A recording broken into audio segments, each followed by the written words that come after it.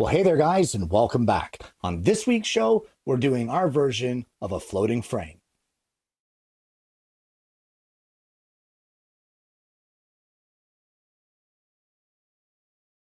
Now, when I say our version, that's because this is not just my project.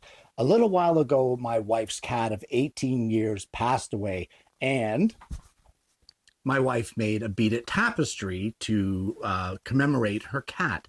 So she asked me if I would make a frame to go around this. And I said, why don't you make it? And then the whole thing is your project. And she liked the idea. So today we're going to do that. We're going to work on a frame together. She's going to do the majority of the work. And I'll show you how a beginner, using mostly hand tools because she's afraid of the table saw, and that's fine. But I'll show you how a beginner can make a frame and do a good job of it. So let's get this project underway. So here we have the tapestry, and guys, in order to frame this, we're going to be using the golden mean, or the golden rule of framing, and that will determine the size of the mat or the size of the frame that we want to do. So this particular tapestry is 3 inches tall, and the bottom half is 3 5/16. So in order to get the proper ratio, according to the experts, we want to multiply our measurements by 1.618. Now, guys, don't shoot the messenger. I didn't make this up, but I'm just telling you, this is what the experts say it's supposed to be. So the math on this is if I multiply the 3 inches, that means the height will be 4 7/8 of an inch, and the width down here will be 5 3/8. So what I'm going to do is I'm going to cut a piece of paper that are those dimensions, 4 7/8 by 5 3/8. We'll just sit my wife's tapestry on that piece of paper, and we're going to see if the ratios are what we like, if it complements the work or not. And there we go. That is roughly the ratio that we're looking at here. Now, guys, you want to keep in mind, if this is what you want exposed in your frame, you need to add the distance or the depth of your rabbet that you're going to put in your frame to this entire dimension. I'm planning on cutting a 1/4 inch rabbet to house this. So you're going to need a 1/4 inch on each side added to this dimension. So 1/2 inch bigger all the way around. So the first thing that we want to do here is cut our glass. Guys, where I said this is a floating frame, it's because there will be no backer board. In fact, this tapestry, with it being glass beadwork, will be sandwiched between 2 layers of glass to allow this to float in the frame and allow the light to come in through the back and illuminate the tapestry. So first things first, I'll get the glass cut. We're not going to go through how to cut glass, guys. I'll just get it cut and show you what it looks like at that point. So we have our 2 pieces of glass cut, and we have allowed another 1/4 inch on the outside, as I said before. So a 1/2 inch total in the dimensions to allow for the rabbet in our frame. So what you want to do at this point is you want to measure the thickness of whatever you have sandwiched between your 2 layers of glass and the glass itself. That way you're going to know the depth of the rabbet that you need to cut in your frame pieces. And in this case here, I've taken a measurement, and this is 29 1/28, which is just shy of a 1/4 inch. So that will be the depth of our rabbet. So because my wife has a fear of the table saw, and fair enough, she has no experience with that, I'm going to get some cherry, which is what she wants to make this frame out of. And we're going to start off by cutting a 1/4 inch by 1/4 inch rabbet on one edge of our cherry. Now, guys, before you do this, you need to determine how wide your frame is going to be, and that is just personal preference. So we've determined that our frame pieces will be 1 inch wide, and we're just going to rip 2 strips of 1 inch thick cherry to be 1 inch wide. So I've decided that to cut the rabbet, I want to use my dado blade. Now I know that a lot of you don't have dado blades as they're not legal in your district or in your area. But if that's the case, you can just make multiple passes with a regular table saw blade. I have the height set at a 1/4 inch, and I have my fence set up so that it will strike on the outside here a 1/4 of an inch in to give us the proper size rabbet that we want. So for my preference, I prefer to run them through twice. I just find it gives a much flatter and a much cleaner cut on the rabbets. So because Mrs. Kenny is afraid of the table saw, we're going to be using a miter box. Absolutely nothing wrong with that. One thing that I would suggest here, I've already instructed her as to the best ways to get the best results, but I will show you here what I've been telling her. Number one, get yourself a 45 square or a combination square, and it doesn't even have to be in the right position, but just draw a line so that you can be aware of which way your miters have to go. Because if you're doing a frame, of course, your rabbet has to be to the inside of your 45. So drawing a line on there will help you keep things in mind. Also, when using a miter box like this, these guides are tight at the top. They're tapered.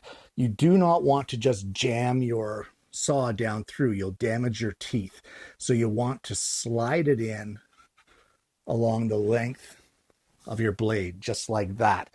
Also, when holding your saw, for this here, we're using a gent saw, but you want to hold the handle with 3 fingers. This goes the same too with traditional saws like dovetail saws and that sort of thing. You want to hold them with 3 fingers because your index finger and your thumb will act as a guide along the spine of your saw to help support and help with control. So what we're going to do is we're going to slide this in just like that. I'm going to set up the wood here. Now, it's hard enough for a beginner to cut cuts in the first place without having to worry about holding the stock as well. So we're going to clamp it in place, and she will clamp it herself as she continues. But we're going to get this first 45 cut. Now, the secret here is gentle, light pressure. Let the saw do the work. Slow strokes. You don't need to power through this. It's not a buck saw. You're not cutting a tree down. So just slow, easy strokes, easy pressure. If you have a good saw that's sharp, it's going to cut it for you. And with your thumb and your finger supporting the blade. So let's get Mrs. Kenny here to come in and cut the first 45 on our frame.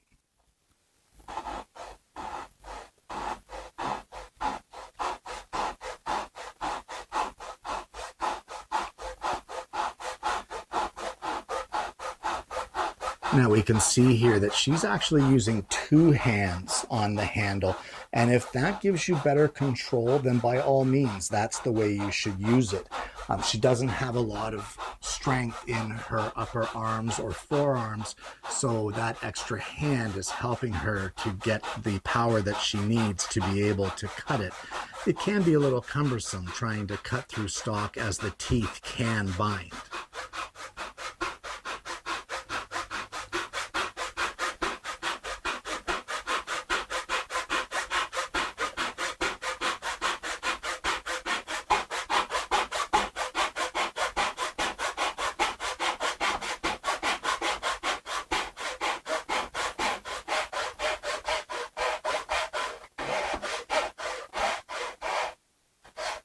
Am I done yet? Nope.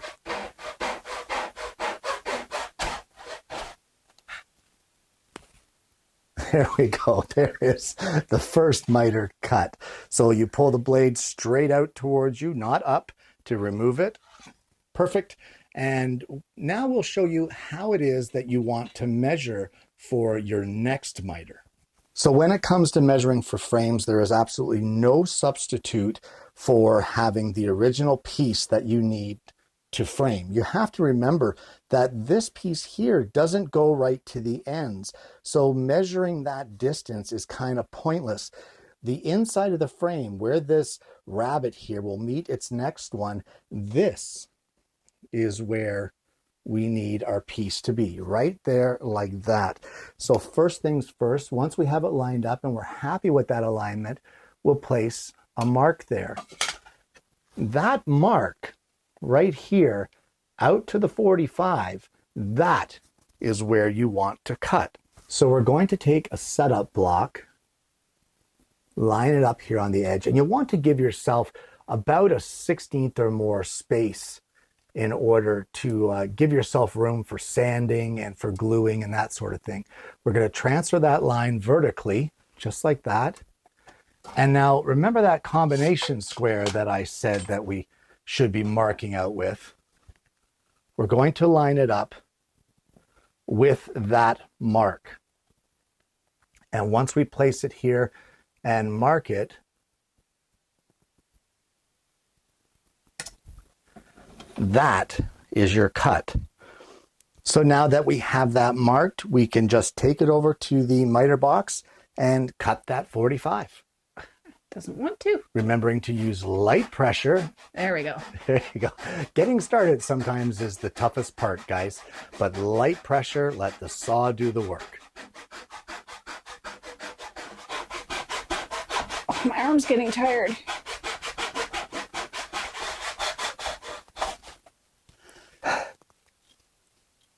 Now, if your arm is getting tired, as she said that hers was, chances are you're trying to power too much. You're trying to hold the saw way too firmly. You want to remember nice, relaxed movements, slow movements. It doesn't have to be a power cut. So for your next cut, we need this to be the opposite direction. Guys, you don't have to remove everything here. You can just leave it as it is, but take your stock and flip it 180 degrees. And we'll just bring it in here and line it up. This will save you the most amount of stock, prevent a lot of waste, and give you a better result. Well, a lot of people at this point decide that they want to cut the identical side. But if you cut the next side and keep your pieces aligned, you'll get a much better grain alignment on your frame, and it's a much more seamless joint. So instead of doing our other long piece, we're actually going to do the upright. So we're going to get my wife to measure it out the way that I showed in the last segment of measuring it out, and we will cut our short side of our piece.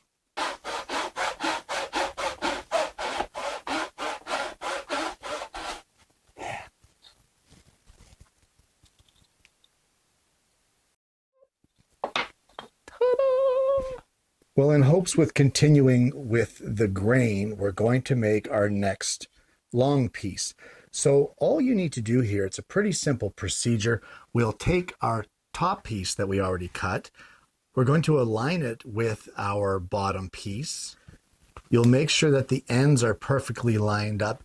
In this case here, you may even want to use a straight edge to help you make sure that the ends are nicely lined up. And once you're happy with that alignment, you can just use your original cutting to mark where you need to cut on your new piece.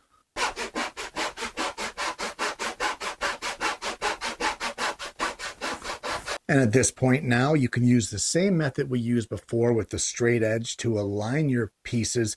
And we're going to duplicate the short side of our frame by marking it out. And then we'll cut it using the same method we did before in the miter box. Well, we did a test clamping of the frame and it wasn't looking that great on the corners. The reason for that is that these pieces are not identical lengths. You need both the long pieces and the short pieces to be exactly the same.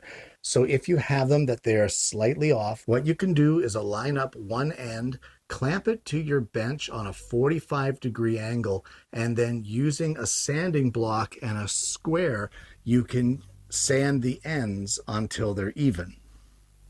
So once you finish evening out your pieces so that your longer pieces are exactly the same length and your shorter pieces are the exact same length, you can do a dry fit in your framing clamp. Guys, just dry fit it together. Make sure that your corners are fitting well, that there are no gaps. There are many reasons for gaps, such as uneven cuts, unsquare cuts. So just check them out and see what needs to be adjusted. Make all the adjustments you need to, and then we can glue this together. Well, it's the next day, and the very first thing you want to do is unclamp your frame. And once you get it unclamped and you're happy with the joints and the corners, just give the whole frame front and back a good sanding. And once you're happy with the front and back surfaces, you can just use your MDF and sandpaper to sand the edges of your frame, making sure that it's flat and smooth.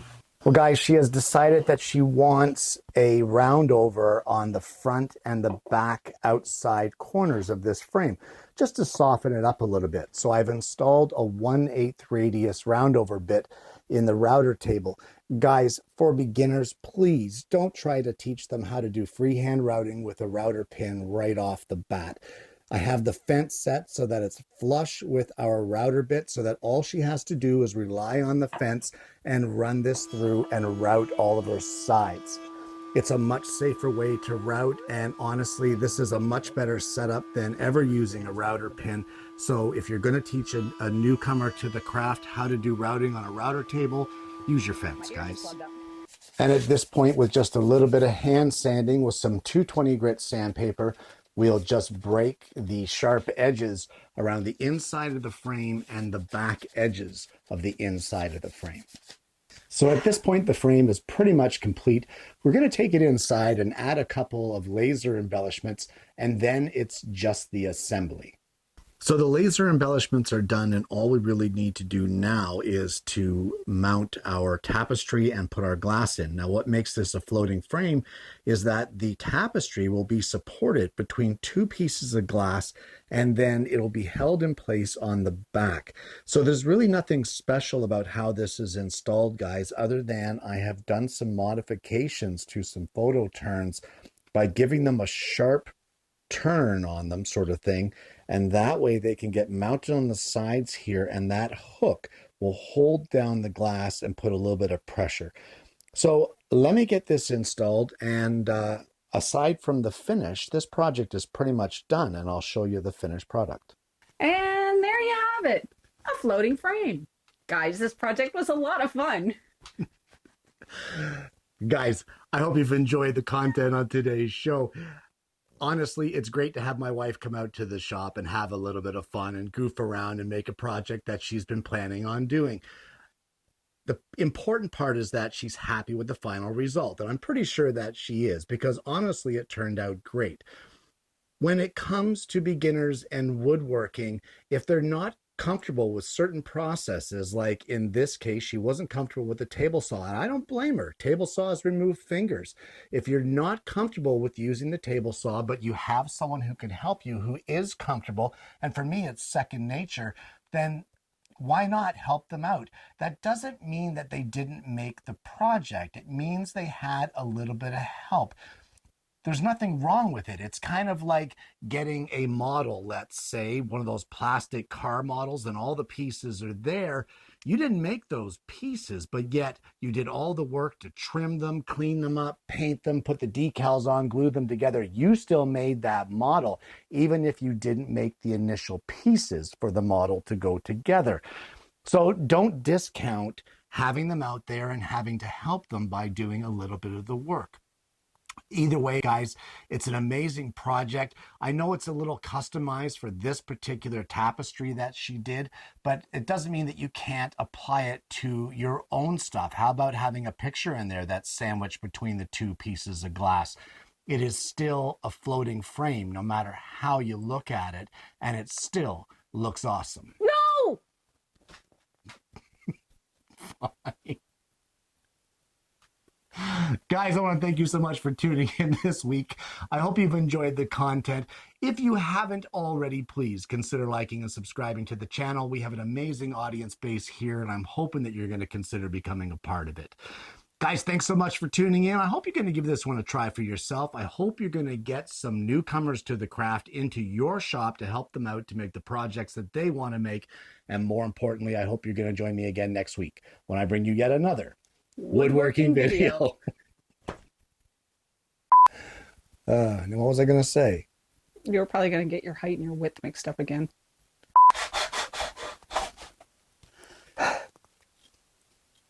Now, if your arm is getting tired at here, so you want to use the, no, flip it back the way you had it and turn it, no, put it back the way you just had it. But isn't that? Well, okay, yeah, but. Well, I don't know what you're asking me to do. Oh. In this case here, you may even want to use a straight edge to help you make sure that the ends are nicely lined up. It helps if you know what a straight edge is. I'll just give it a little darker line. Yours is perfect. Yeah, yours is perfect. Let me fix it. No, yours is perfect. Let me darken the perfection for you.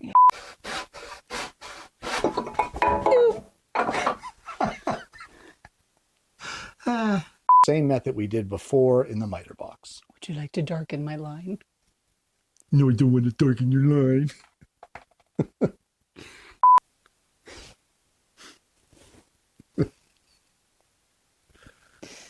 Wow.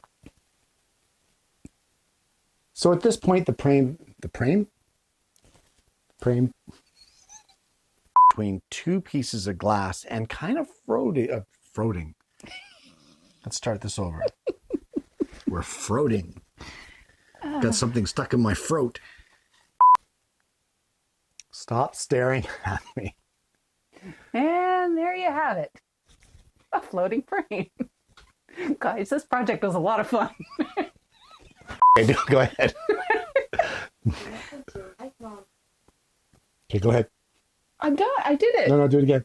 But I was joking. No, go ahead, do it. And there you have it. A floating frame. Guys, this project was a lot of fun. Okay.